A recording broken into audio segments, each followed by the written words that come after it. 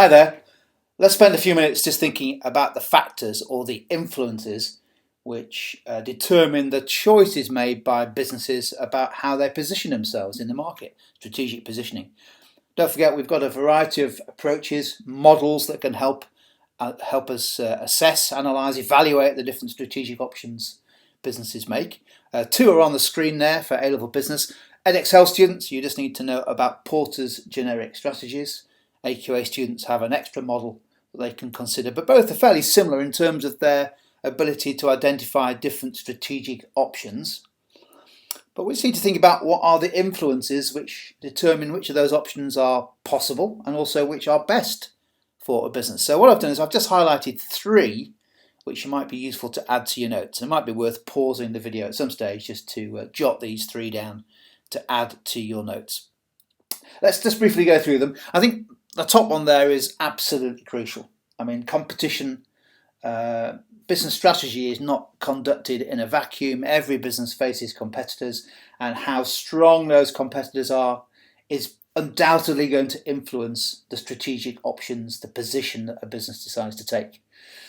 So, for example, a business considering positioning itself using, let's take Porter, using a cost leadership strategy, will want to assess the competition in terms of how efficient they are, their productivity, their organisational culture, their economies of scale, if they achieve them. To what extent does the competition, is the competition able to compete on a low-cost basis either more effectively or as effectively as the business? That's clearly going to influence the choice of strategic positioning. Similarly, let's take Porter again. The strategy of differentiation might be an attractive positioning option, but you need to look at the competition. Are they already exploiting opportunities for a differentiated product, a differentiated service?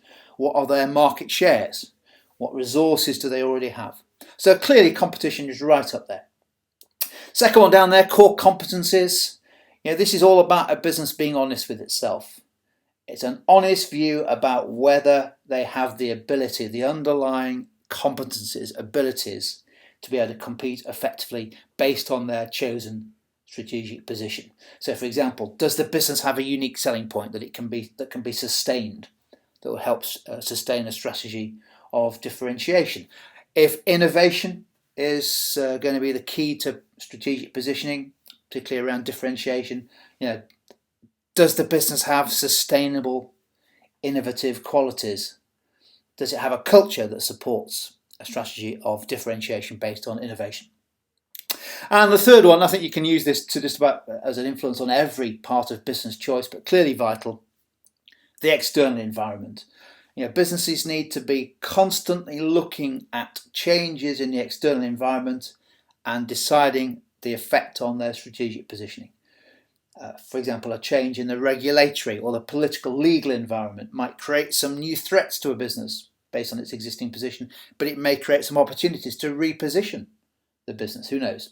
And of course, changes in the economic environment are going to challenge and influence the strategic position of a business. Let's finish with an example. Let's say there's an economic downturn coming, entirely possible as I speak. That might increase the attractiveness of positioning as a low-cost or discount operator, because demand for those products and services may benefit from an economic downturn at the expense of businesses that are positioned that are selling relatively high-priced, high-cost alternatives.